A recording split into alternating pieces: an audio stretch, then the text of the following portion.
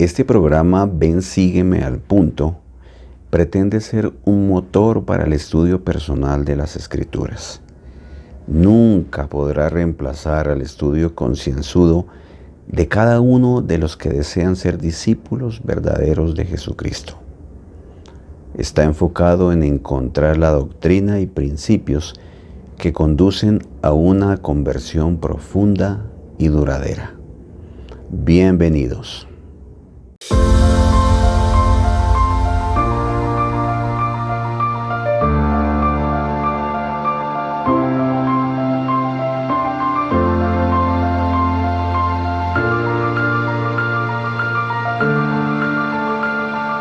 Reciban un saludo muy caluroso de mi parte, apreciados amigos, apreciados hermanos. Hoy vamos a estudiar los capítulos Lucas 2 y Mateo 2. Este programa, Ven Sígueme al Punto, tiene el propósito de motivar nuestro estudio de las Escrituras en casa. En ningún momento pretendemos reemplazar el estudio, sino que vamos a motivar para que durante la semana nosotros podamos sumergirnos en estos dos capítulos y encontrar las cosas que necesitamos cada uno de acuerdo a sus necesidades y a su enfoque. Obviamente recordamos a todos que al principio del manual de Ven Sígueme para uso individual y familiar nos establece una meta. Esta meta en realidad es para todos los seres humanos. No tenemos metas diferentes cuando hablamos acerca del Evangelio del Salvador o del plan de nuestro Padre Celestial. Él tiene un enfoque, tiene un punto exacto que es lo que quiere lograr con sus hijos. Hablamos en la clase introductoria que se dictó en un programa en vivo con respecto a nuestro enfoque. En palabras más, palabras menos, la introducción del manual de Ven Sígueme nos decía que nuestra meta es la conversión. Nuestra meta es la conversión. Y entre sus párrafos decía que nosotros no nos esforzamos por adquirir nueva información, que no se trata de eso, sino que se trata de hacernos nuevas criaturas. Este programa, como lo es el canal mismo, siempre ha tenido la intención de sembrar en el corazón de las personas un interés muy vivo en cuanto a lo que significa convertirse. Así que a lo largo de este año, mientras estudiamos el Nuevo Testamento, pues vamos a mirar aspectos que nos ayuden a acrecentar, o más bien a profundizar nuestra conversión. Bueno, imagínense que en Lucas 2 y Mateo 2 podemos encontrar varios puntos importantes que nos pueden ayudar en nuestra conversión. Yo solamente voy a tocar un punto, porque espero que ustedes en casa esta semana se dediquen a estudiar estos dos capítulos y ustedes mismos se encuentren otros puntos doctrinales y otros puntos muy personales para ustedes en su crecimiento espiritual. Lo que yo quiero comentarles hoy se encuentra en lo que encontré yo en mi estudio, en mi análisis, en el libro de Lucas particularmente. Eso tiene que ver exactamente con Simeón y con Ana. En el libro de Lucas, en el capítulo 2, del 25 al 32, dice así: y aquí había un hombre en Jerusalén llamado Simeón, y este hombre justo y piadoso esperaba la consolación de Israel, y el Espíritu Santo estaba sobre él. Y había recibido revelación del Espíritu Santo que no vería la muerte antes de que viese al Cristo del Señor. Y movido por el Espíritu, vino al templo. Y cuando los padres llevaron al niño Jesús al templo para hacer por él conforme a la costumbre de la ley, entonces él lo tomó en sus brazos y bendijo a Dios y dijo: Ahora, Señor, despides a tu siervo en paz, conforme a tu palabra, porque han visto mis ojos tu salvación, la cual has preparado en presencia de todos los pueblos, luz para revelación a los gentiles y gloria de tu pueblo Israel. Es interesante mirar este acontecimiento con Simeón. No encontramos una información adicional de quién era Simeón, pero sí nos damos cuenta que era un creyente. Aparte, era un hombre recto. Pero lo más llamativo de estos versículos es que Simeón en 3 ocasiones, si ustedes se pueden dar cuenta, en 3 ocasiones habla del Espíritu Santo sobre él. El Espíritu Santo le había dicho que él conocería al Salvador antes de morir. El Espíritu Santo lo llevó al templo en el día preciso en el que José y María llevaban el niño al templo. Ahora, aparece otra persona en estos versículos, en Lucas 2:36 hasta el 38, y es una mujer llamada Ana, y se especifica que era una profetisa.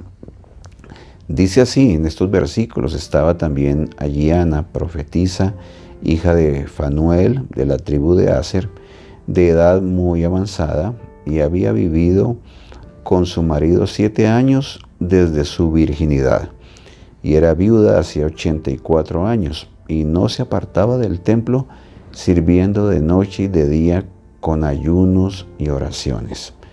Y ésta, llegando en la misma hora, daba gracias al Señor y hablaba del niño a todos los que esperaban la redención de Jerusalén. Bien, ¿qué podemos aprender de estas 2 personas? Definitivamente lo que aprendemos es que eran personas rectas, y también aprendemos que eran personas que tenían revelaciones. Vamos a hablar un poquito de las revelaciones personales, porque al leer estos relatos de estas 2 personas, lo que sería apropiado que nosotros nos preguntáramos a nosotros mismos si estamos viviendo este mismo tipo de experiencias. Porque si ustedes se dan cuenta, estas 2 personas no son citadas como líderes o principales de la sinagoga o algo así. Pareciera que eran 2 creyentes comunes y corrientes, pero tenían esta situación de que eran inspirados y tenían el Espíritu Santo como una guía. Entonces, cuando nosotros hablamos de enfocar nuestro aprendizaje en avanzar o profundizar nuestra conversión, siempre es importante que al estudiar las Escrituras nosotros tengamos el fin en mente. Esto significa, el fin en mente significa que el propósito de nuestro Padre Celestial es que nosotros, sus hijos, logremos la vida eterna o la exaltación. Pero hemos aprendido por el estudio de las Escrituras, de los profetas, que ese logro requiere un cambio profundo en nuestro corazón. Entonces, el llegar a ser semejantes a ellos requiere una conversión profunda y duradera. ¿Ok? Entonces, nos enfocamos en buscar esa conversión profunda y duradera. Pero en la clase de introducción aprendimos algo que realmente es importante. No podemos olvidarlo en ningún momento, y es que la conversión accidental no es un principio del Evangelio, y no podemos llegar a ser semejantes a nuestro Salvador por azar. ¿Recuerdan? Esas son las palabras de la hermana Jones, que fue presidenta de la primaria de la de los líderes generales de la iglesia. Yo pensaría que nosotros nunca deberíamos olvidar esto. La conversión accidental no es un principio del Evangelio y no podemos llegar a ser como nuestro Salvador por azar. Entonces, cuando estudiamos las Escrituras, estamos concentrados en encontrar ideas, doctrina, principios, enseñanzas que fortalezcan nuestro entendimiento de cómo lograr ese cambio que se requiere de nosotros. Al mirar a Simeón y a Ana, encontramos algo que nos va a ayudar mucho, que ellos tenían la influencia del Espíritu Santo. Ellos eran guiados por el Espíritu y eran, pues tanto así que dicen que Ana era una profetisa. Ahora, no hay que pensar que es algo especial de una persona, de algunas personas, sino que el asunto de profetizar es un asunto de todos los santos de los últimos días. De todos los cristianos debería ser, ¿no? El asunto de profetizar. Ahora, el espíritu de la profecía es tener un testimonio de Jesús. Entonces, todos necesitamos ser profetas. Todos necesitamos ese espíritu de profecía. Entonces, sigamos analizando este punto de Simeón y Ana. Pero yo quiero leer una cita para ustedes de lo que dijo el profeta José Smith, que se ajusta a este tema y que realmente es valioso. Él dijo: ningún hombre puede recibir el Espíritu Santo sin recibir revelaciones. El Espíritu Santo es un revelador.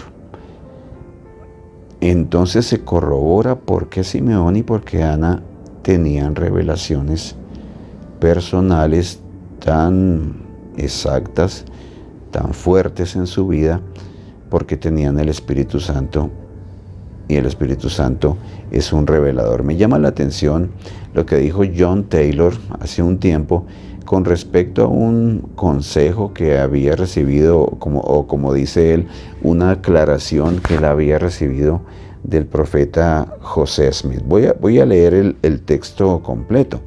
Dice: recuerdo muy bien una aclaración que me hizo José Smith hace más de 40 años.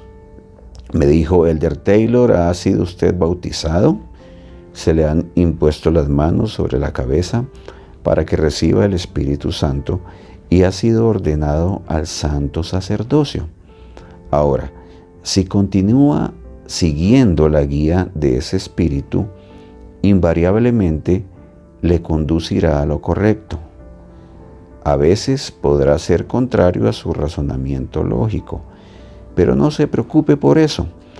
Siga las indicaciones.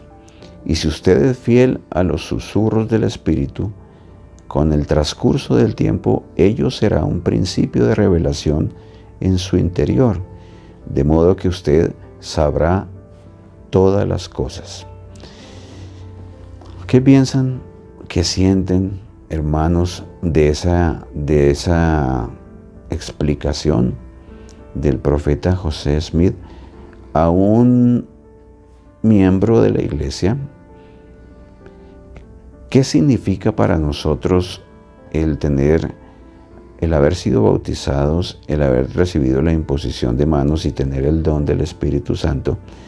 ¿Qué tanto hemos avanzado con el transcurso del tiempo para tener esa situación de un espíritu constante de revelación hasta el punto, como le prometió José Smith a John Taylor, saber todas las cosas? Él le dijo: usted sabrá todas las cosas.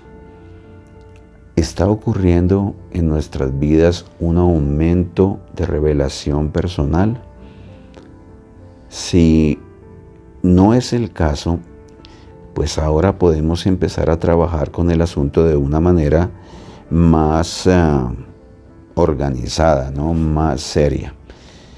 Me llama la atención lo que dijo Nefi en el libro de Mormón con respecto al Espíritu, porque Él habló de que nosotros podíamos conocer los misterios de Dios. Me refiero a 1 Nefi 10, del 17 hasta el 19.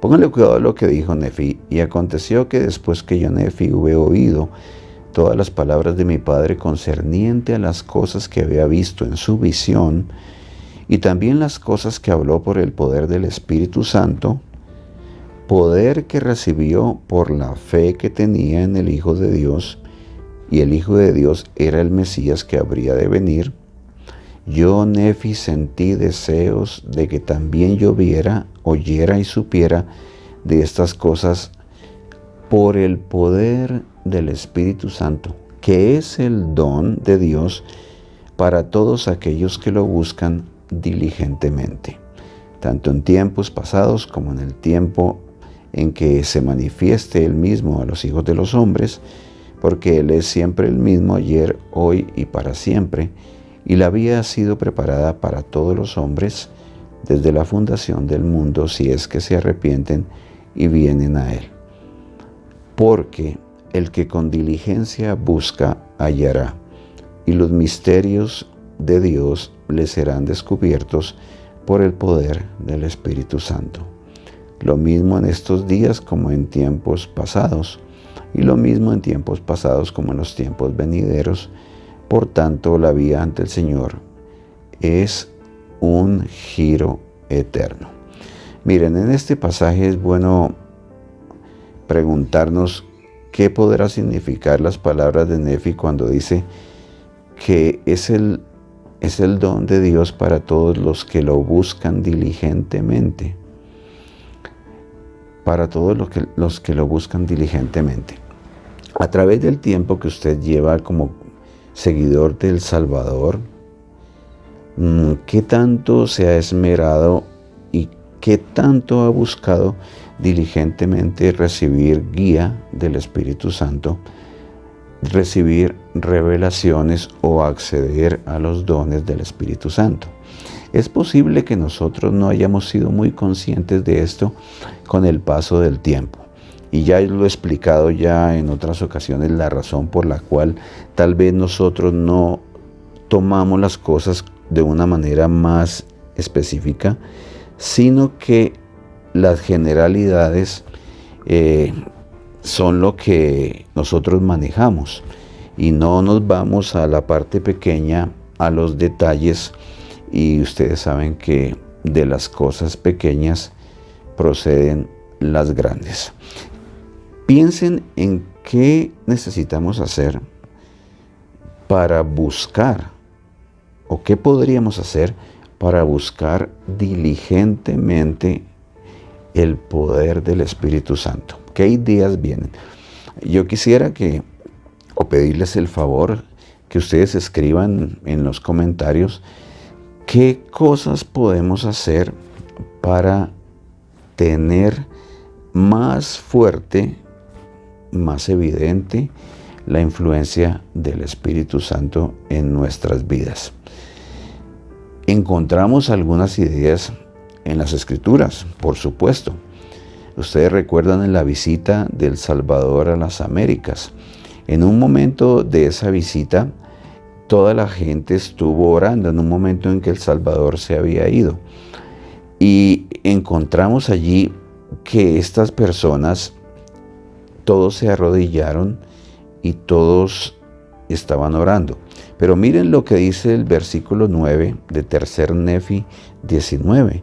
Dice, y oraron por lo que más deseaban, y su deseo era que les fuere dado el Espíritu Santo.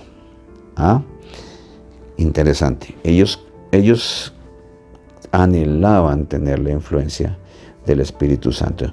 Yo a veces no entiendo por qué como miembros de la Iglesia del Salvador nosotros no somos tan atentos a este asunto. Yo pues comprendo que todos estamos involucrados en la búsqueda de salir adelante en la vida, del sostén y de dónde vivir y qué vestirnos, qué comer y cómo divertirnos y todos los trajines de la vida.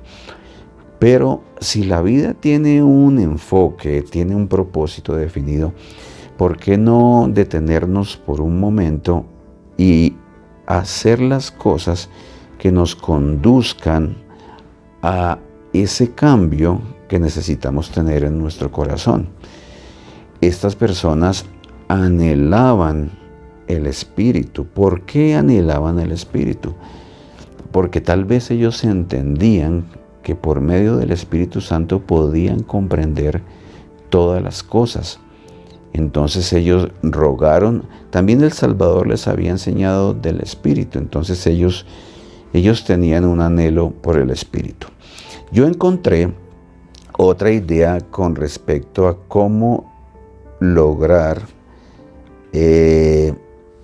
tener esa influencia del Espíritu, además de orar pidiendo el Espíritu. Orar pidiendo el Espíritu, que fue lo que hicieron los nefitas. Pero encontré otro pasaje que nos da una idea más de qué tenemos que hacer para tener la influencia del Espíritu. Dice en el libro de Moroni, en el capítulo 8, versículo 26, dice: y la remisión de los pecados trae la mansedumbre y la humildad de corazón.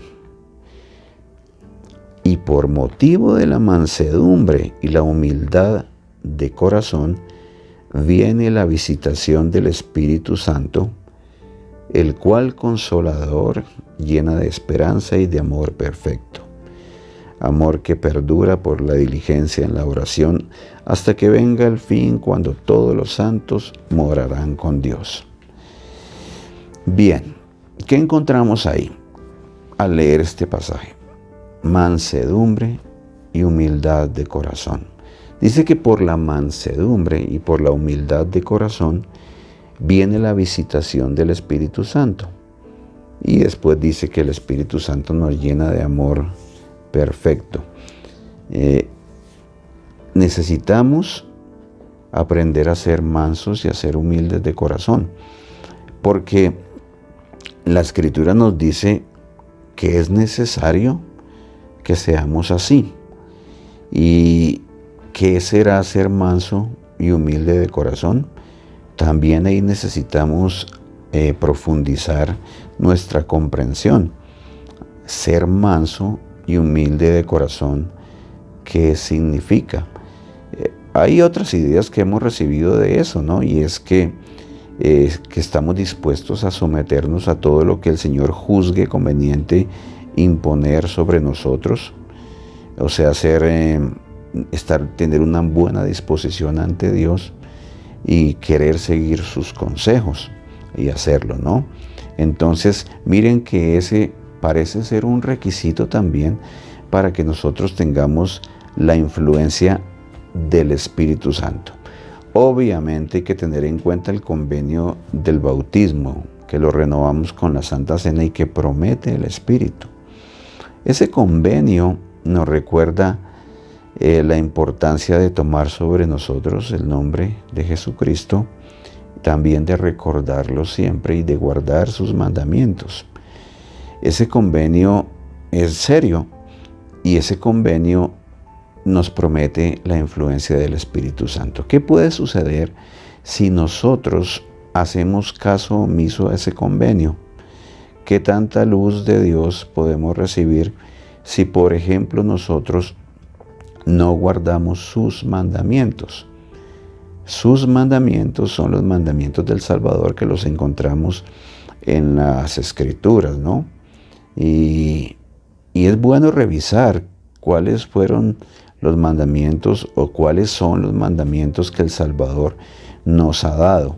A veces pienso yo que podemos tener muy limitado el tema de los mandamientos por nuestra falta de estudio. Por esa razón, al escudriñar las Escrituras, nosotros encontramos una conciencia, entramos en conciencia a medida que escudriñamos de cuáles son los mandamientos de Dios. Entonces,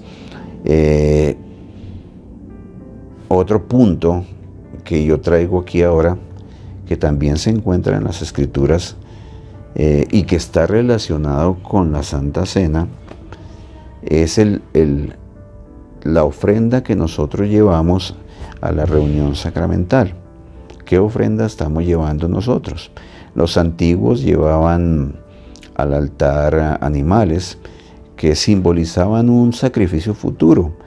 Significaban que alguien vendría en el futuro y sería sacrificado para nuestra salvación, para la remisión de nuestros pecados.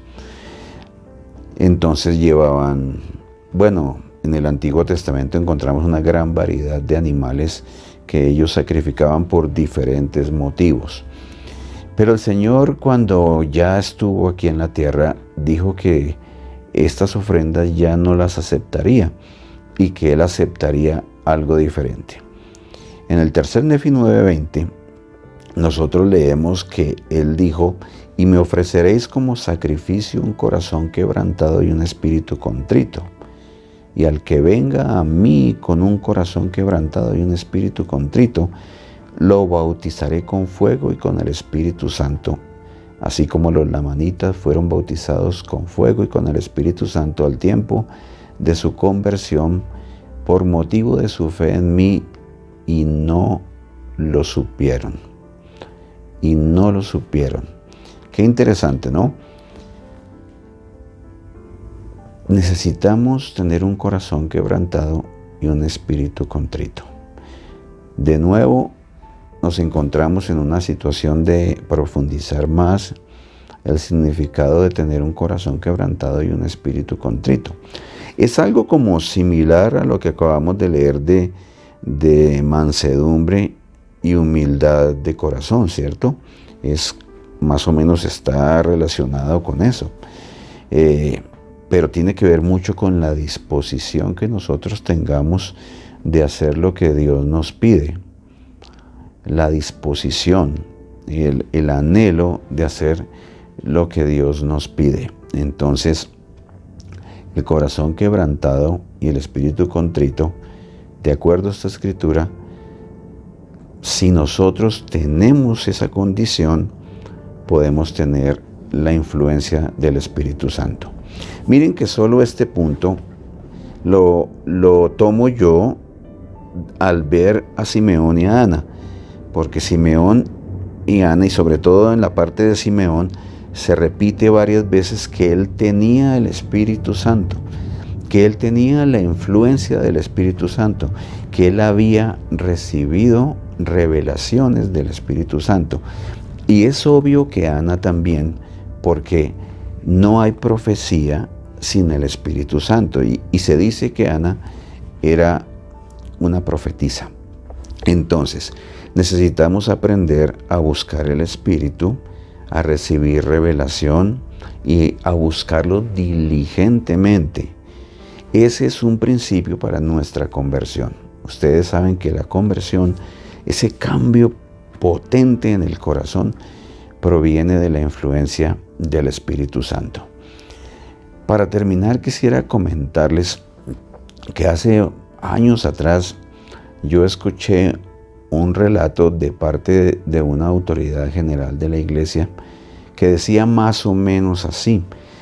Comentaba el elder que un joven había terminado su misión, había retornado de su misión y estaba buscando en qué ocuparse, en qué trabajar, y finalmente logró encontrar un puesto en una gran empresa que era multinacional y que hacía calderas.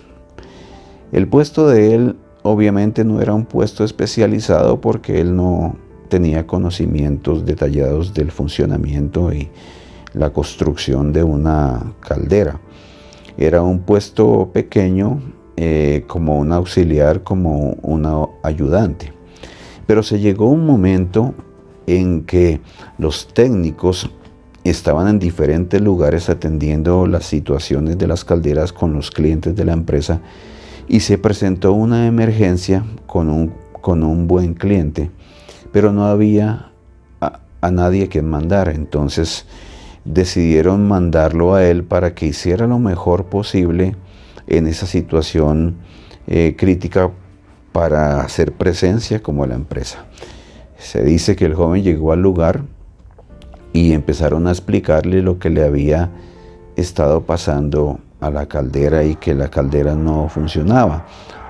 Entonces, cuando él tuvo la oportunidad, dice el relato, él se retiró a un lugar donde pudiera orar a Dios. Y entonces él empezó a orar diciendo: Padre Celestial, tú sabes que yo no tengo ni idea de lo que son las calderas, ni cómo funcionan, no sé nada de calderas. Y me encuentro en una situación difícil porque no sé qué decirles a estas personas de qué es lo que está pasando con la caldera. Oró así y volvió a reunirse con las personas. Cuando estaban aún explicándole y mostrándole la situación ahí frente a la caldera, él se quedó mirando la caldera y dijo: el problema de esta caldera es que fue ensamblada al revés. Fue todo lo que él dijo. Fue ensamblada al revés. Y definitivamente ese era el problema. La caldera había sido ensamblada al revés y estaba funcionando mal. Finalmente la situación se resolvió a causa del Espíritu, de la influencia del Espíritu en este joven sincero que buscó revelación. Así que, hermanos y amigos, nosotros necesitamos enfocarnos en los puntos claves de nuestra conversión. Ahora, yo les dejo esa idea de lo que encontré con Ana, con Simeón, de la influencia del Espíritu en ellos. Pero ustedes esta semana necesitan ir a esos 2 capítulos y encontrar más cosas que les ayuden en su deseo y proceso de cambiar su corazón. Yo les comparto mi sentir, mi testimonio con todo cariño de la importancia de buscar el Espíritu y de conservarlo, porque Él es muy sensible. Y si nosotros nos concentramos a lo largo del día para no perder el Espíritu, Él nos guiará y nos irá mostrando cosas que nosotros desconocemos de esta vida, de nuestra nación, de nuestra vida, de nuestra familia, de nuestras posibilidades, de nuestro trabajo.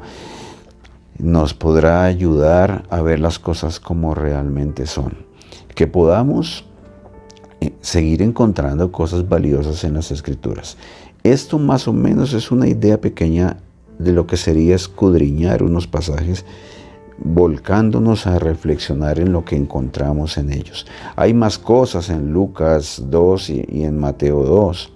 Sin embargo, algunas de ellas son solo información.